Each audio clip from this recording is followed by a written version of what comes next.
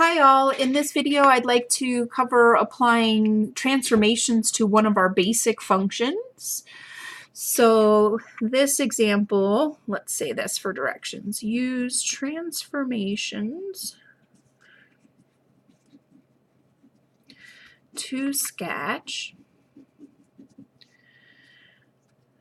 f of x is equal to 2 over 3 minus x. Okay, so the first thing we're going to be doing here is we're given an equation and we need to be able to pick that equation apart. So we need to be able to look at it and see one of our basic functions. Remember, we have absolute value function, x squared, x cubed, square root, cube root, 1 over x squared. So that's our list of basic functions. And then we'll need to be able to pick out the transformations. So transformations are adding or subtracting something to either your inputs or your outputs, multiplying or dividing either your inputs or your outputs, and then I guess negative signs kind of fall in that category. If you multiply by a negative number, either your input or your output, that's also a specific transformation.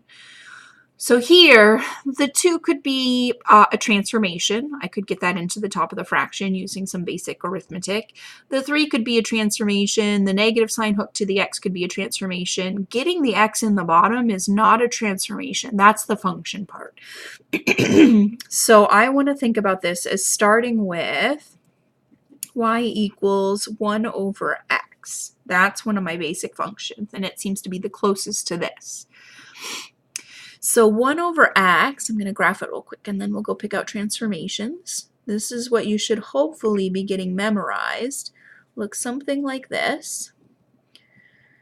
So we want this general shape, and then we want to pick some really important characteristics of the graph to carefully follow through transformations to make sure that we're getting the details right. So I'm going to follow the horizontal and vertical asymptote. You should always follow asymptotes on graphs through transformation so you know exactly where they land. And then because that already tells me a lot about the structure of my graph, I'm just going to go ahead and snag the easy points, 1, 1, negative 1, negative 1. So I only have 1 point on each section. But again, I think the asymptotes tell me a lot about the shape, so I think I'll still be able to get a pretty good picture of what this looks like. All right, so I've already pointed out the 2, the 3, and the negative sign as looking like they should be important when we're deciding transformations. The bottom is a little tricky, so the first thing I'm going to do, and this is not required, but just so you can see what I'm thinking here, is just rearrange the order. That's all I've done. So this is exactly the same. Instead of saying a 3 minus x, I've said I've got a negative x plus 3. So I think it becomes a little more apparent here that I have my 3 transformations. And in particular, this negative sign attached to the x is looking to me like flip over the y-axis. Flip all of your x values, so that's over the y-axis. I also see what's looking like a shift to the left 3. So this is going to be one of those where you have to be really careful. I have horizontal shift combined with horizontal flip. I have to make sure that I factor out that negative 1, the coefficient of x. Otherwise, I'll get my shift wrong. So spot on that the negative sign out in front is a flip over the y-axis.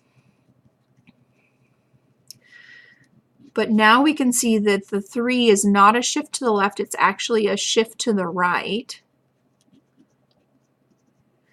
And the 2 is a vertical stretch.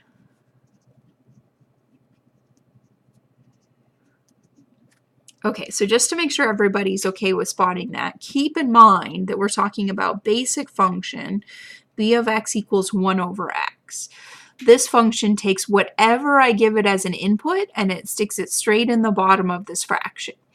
So to get something into the bottom of a fraction in this function, to get something into the bottom of the fraction, the most direct way to do that is just to attach it to your input. If you input a negative x, you're going to get 1 over negative x. If you input an x minus 3, you're going to get 1 over x minus 3.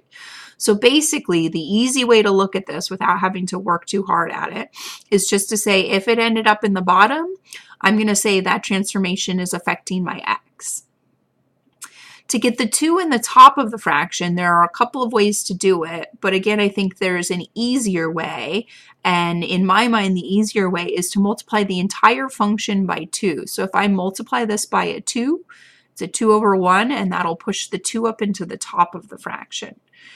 So multiplying the entire function, multiplying the entire b of x by 2, is going to be affecting y's, and that's why I'm claiming that's vertical stretch. So anything in the bottom of the fraction is affecting x's. Anything else should be affecting y's. Just to point out, you can be a little clever here. Another way to get the 2 in the top is to divide your x's by 2, and then when you simplify, it would flip and multiply and land in the top. Really, all that's telling me is that for this interesting function, stretching vertically by 2 actually has the exact same final result as stretching horizontally by 2. So multiplying your y's by 2 and dividing your x's by 2 end up being the exact same final graph. You got there in a different way, but it's the same final graph. So you'll see that with some of these functions, there are algebraic things you can do to simplify, and all that's showing you is that for that specific function, in terms of transformation, certain transformations actually end up giving you the same thing or are related to each other in some way. Okay, so the only rule we're following is that shifting should be the last thing happening. So I'm going to say I flip, I stretch, and I shift. And I'm thinking that the flip and the stretch are kind of a nice pair to do together. So I'm going to start with that. So I'm going to flip over the y-axis and do vertical stretch by a factor of 2. Okay, so let's pay attention to what happens to asymptotes first. If I look at the vertical asymptote, x equals 0, when I flip over the y-axis, it doesn't move at all. I'm flipping across that line, so points on that line do not budge. If I then vertically stretch the line by a factor of 2, it does move individual points on the line. They get twice as far away, but because this is infinitely tall, it doesn't look any different to me. It still just looks like a vertical line at x equals 0. The horizontal asymptote, when I flip over the y-axis, that does actually move points. The stuff that's on the right-hand side does move to the left.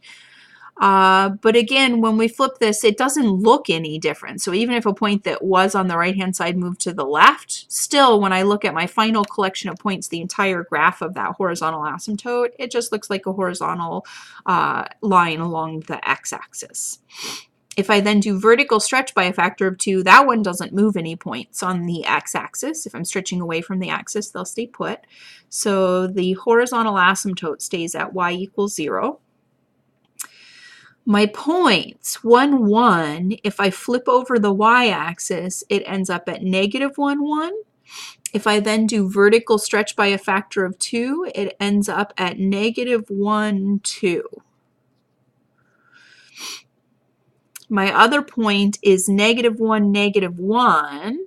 When I flip it across, it ends up at 1, negative 1. And then I do vertical stretch, and it ends up at 1, negative 2. Okay, so 2 parts again, just like before. One is being able to follow the details through the transformations. The other is having a good picture in your head of what happens to the general shape. So I flipped it over. That will make the branch that was in quadrant 1 land in quadrant 2, and the branch that was in quadrant 3 will land in quadrant 4. And then I've done vertical stretch. So I flip-flop my quadrants, and then I've stretched everything up away from the x-axis. So instead of looking so flat as it did before, it's going to look a little higher up here. And then this is going to look steeper. Okay, so it pulls everything up a little ways away from the x-axis. We still have a horizontal asymptote at 0. We'll just approach it a little bit more gradually.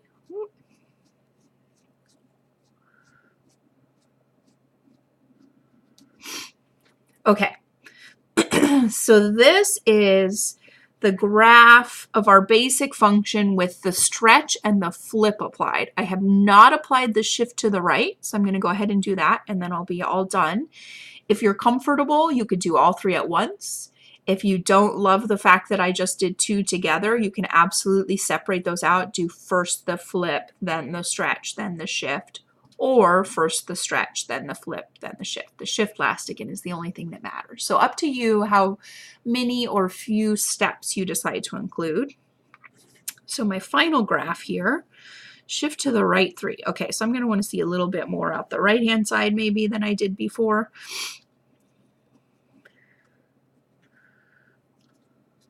Oh, I don't know why I'm labeling this. I'm getting a little ahead of myself, but I think it'll be okay.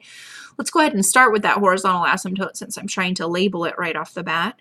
If I pick up this horizontal line and I move it to the right 3 units, it is going to look exactly the same. So again, the points really do move. 0, 0 moves over to 3, 0. But since this line goes forever to the left and right, it doesn't look any different to me. If I pick up the vertical asymptote x equals 0 and shift it to the right 3, that absolutely will look different to me. Okay, so now I have a vertical asymptote at x equals 3. The point 1, negative 2, I see that I didn't label it correctly before. 1, negative 2, if I shift it to the right 1, 2, 3, it's going to land at 4, negative 2. And then my point negative 1, 2, if I shift it 1, 2, 3, will land at 2, 2.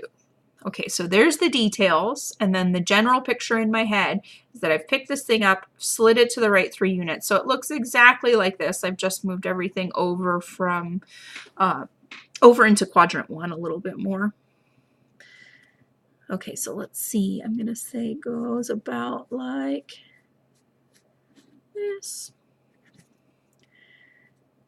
and this.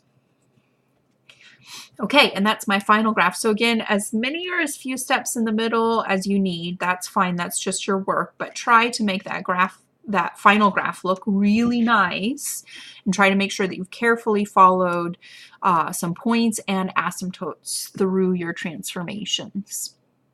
Thanks for watching.